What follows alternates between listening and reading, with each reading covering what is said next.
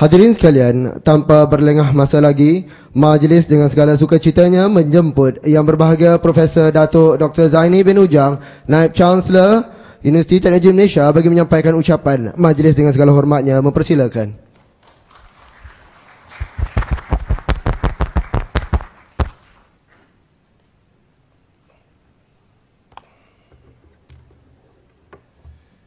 Bismillahirrahmanirrahim. Alhamdulillahirrabbilalamin. Wassalatu wassalamu ala sayyidina mursalin wa ala alihi wa sahbihi ajma'in. Assalamualaikum warahmatullahi wabarakatuh. Salam sejahtera, salam satu Malaysia. Terlebih dahulu saya nak mengucapkan terima kasih kepada tuan-tuan dan puan-puan sekalian kerana kita dapat berkumpul pada pagi ini di UTM International Campus di Kuala Lumpur. Hasrat pengurusan universiti untuk kurang-kurangnya setahun 2 kali buat di Kuala Lumpur ni tercapailah untuk tahun ni. Sekurang-kurangnya 50% accomplished. Dah lulus lah. Kalau kita tak boleh untuk bulan 12 nanti, TNC ya, sekurang-kurangnya kita dah 50 markah. 50 markah ni tak boleh masuk UTM. CGPA nak masuk UTM sekarang ni kena 85 markah. Jadi kita kena perbaiki. Bagaimana kita nak mempercepat ataupun memudahkan kita dapat program di sini. Sekadar makluman Perdana Menteri menantikan Dewan ini dipenuhi. Dan saya tak pasti sama ada di Johor Bahru dengar tak ni? Dengar tak? Di Johor Bahru tak dengar lagi? Masih tak dengar? Ya. Jadi saya akan sembang-sembang dengan tuan-tuan lah sementara. Untuk makluman, semalam kita ada program yang turut disertai oleh Profesor Sir Keith O'Nyans, Rector Imperial College London. Pada petang tu kita ada mesyuarat Lembaga Pengarah Universiti. Dan peranan Lembaga Pengarah Universiti sekarang ni lebih besar berbanding dengan tahun-tahun sebelumnya. Bermula pada tahun 2010, selepas Akta Universiti yang dikuatkuasakan pada tahun Akta 2010, dengan pindaan pada 2010, peranan Lembaga Pengarah Universiti semakin penting. Jadi apa sahaja yang dibuat oleh management perlu dapat endorsement daripada pengurusan universiti.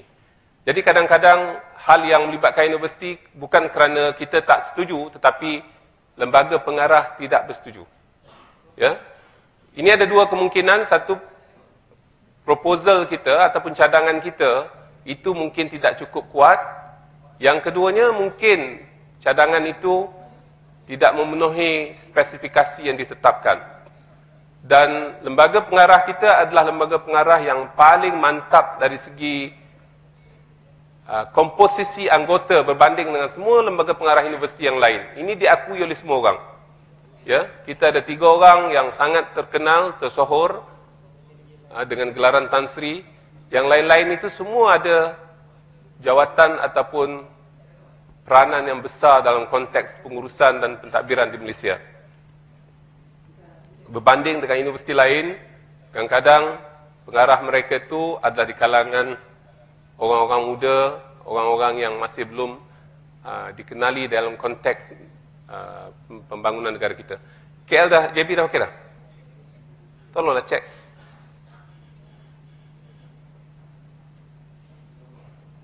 So malam tadi, selepas daripada Lembaga Pengarah bermesyuarat, kita telah mengadakan berbuka puasa bersama-sama Lembaga Pengarah. Dan itulah kali pertama kita buat berbuka puasa dengan Lembaga Pengarah. Dan sebab itulah semua ahli-ahli dalam jawatankuasa pengurusan universiti berada di Kuala Lumpur pada malam tadi. Dan pagi ini kita akan bermesyuarat selepas daripada perhimpunan bulanan ini. Bagi signal kat saya, dah nanti tunjuk macam tu. Okey.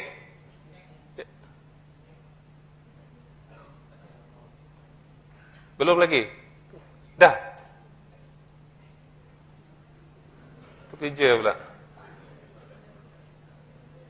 So, Kuala Lumpur ni punya teknologi tak canggih lah.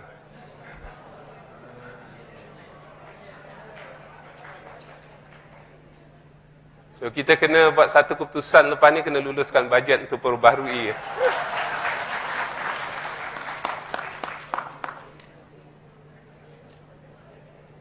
Cek ya di Johor Bahru. Jadi pada malam tadi kita telah berbuka puasa dan ada di antara tuan-tuan dijemput hadir sekali untuk meramaikan majlis. Dalam pertemuan kita itu, kita telah bincang beberapa perkara. Antara perkara yang paling penting sekali ialah bagaimana untuk pastikan yang staf di UTM ini, program di UTM ini adalah program premier UTM. Dulu program di UTM inilah program diploma. Orang yang tak dapat masuk, tak nak masuk matrik, tak dapat keluar negeri, dia akan ambil program diploma. Jadi bukan program premier. Jadi kita nak pastikan program di UTM Kuala Lumpur International Campus ini adalah program yang premier. Okey, kita telah dapat lintas langsung daripada Johor Bahru, mengikut kru kita di Johor Bahru telah dapat signal. Jadi kita akan berlintas langsung ke Johor Bahru ya. Okey, hari ini saya akan berbicara sedikit tentang beberapa perkara events yang berlaku di universiti. Banyak orang bertanya kenapa saya memberikan penekanan sangat kepada events. Ya, sebab according to Prime Minister of British, Sir Wilson, katanya, the history is governed and run by events. You must be able to capture and manage events according to your benefits. Kita mesti capture events. Kita tak boleh buat event biasa saja. Events kita mestilah, event cakap Melayu apa? Majlis. Ya, ataupun acara. Acara kita mestilah boleh memberikan impak besar kepada UTM. Dan ini sangat penting. Sebab itulah event-event yang kita buat, yang besar kita buat di Kuala Lumpur. Sebab apa? Sebab kita boleh capture the events. We can manage the event. We can orchestrate the event. We can get wider coverage by having it in Kuala Lumpur. Sebab itulah pelancaran buku Tan Sri Saleh Muhammad Noor tidak kita buat di Johor Bahru. Kita buat di Kuala Lumpur. Ya, sebab itulah apa majlis-majlis yang kita buat di Kuala Lumpur sebab kita nak capture event tu. Dan saya memberi penekanan yang sangat besar kepada event ini. Ketika acara semalam, saya berada di Tanah Suci ketika itu, saya umrah. Sebab itulah suara saya agak romantik sikit pagi ni.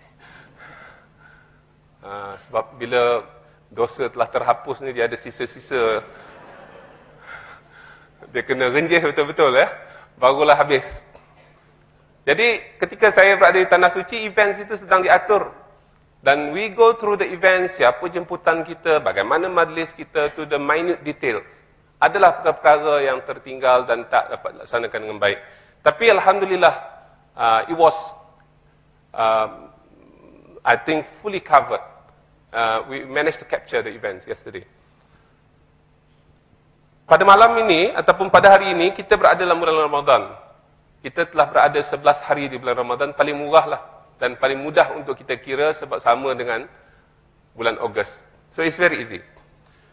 Saya nak memberikan penempuan kuliah saya, ataupun kuliah, apa ni? Ucapan saya untuk tahu bulan ini. Kenapa saya ni hitam sangat? Saya putih. Apalah hitam. Dia orang tak ada spotlight. Lah putih sikit Allah.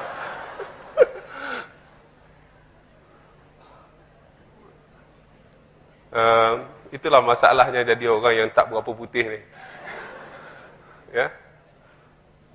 Banyak perkara yang melibatkan warna kulit ini mempengaruhi saya lah, tuan-tuan, untuk makluman tuan-tuan. Ada sekali tu saya, masa saya bujang-bujang dulu, nak berkenalan dengan seseorang. Dia tu hitam sangat, tak mau lah. So I was disqualified many times because of that. So bagus juga disqualification occur at that level. Pada bulan Ramadan ini sangat penting. Sebab bulan Ramadan itu hati kita bersih. Ya, rahmat turun. Jadi saya nakkan setiap perubahan besar dalam hidup kita itu bermula dengan Ramadan. Dan itu yang insya-Allah cuba kita buat. Dalam hidup saya pun banyak perkara berlaku pada bulan Ramadan. Ya, ketika dalam bulan Ramadan ini pintu langit terbuka, ketika pada bulan Ramadan ini pintu neraka tertutup, ketika bulan Ramadan ini syaitan digari, ya, masuk lock-up semua. Kalaulah kita tak boleh mengubah diri ketika Ramadan ini, forget about other months. Ya, susah kita nak berubah pada bulan-bulan lain. Dan pada bulan Ramadan inilah paling baik untuk kita healthy lifestyle. Sebab kita tak makan lagi siang. Tapi ada orang pada bulan Ramadan inilah yang paling mewah sekali makan. Makan free, jamuan rumah terbuka banyak. Dan kita paling banyak ambil kalori makanan pada bulan Ramadan.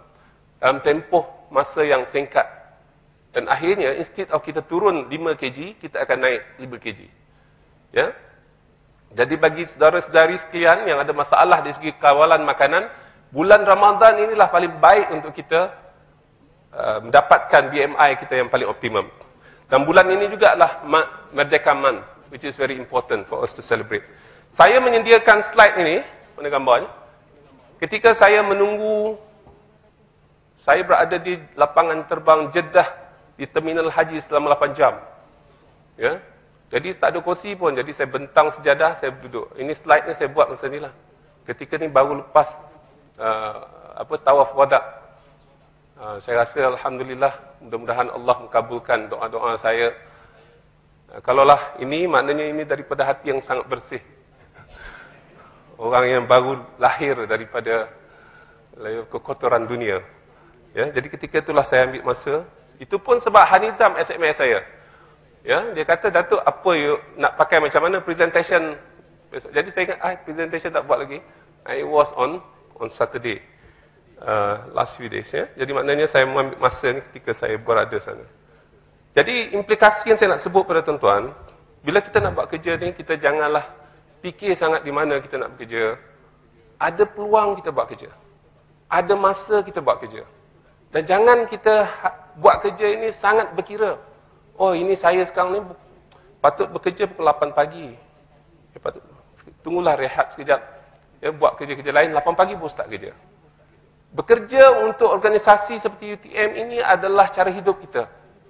Ya, cara tidur kita, cara makan kita, cara kita berdoa. Kalau kita nak berdoa tu janganlah untuk keluarga dan anak-anak saya dan rakan-rakan saya, jiran-jiran saya.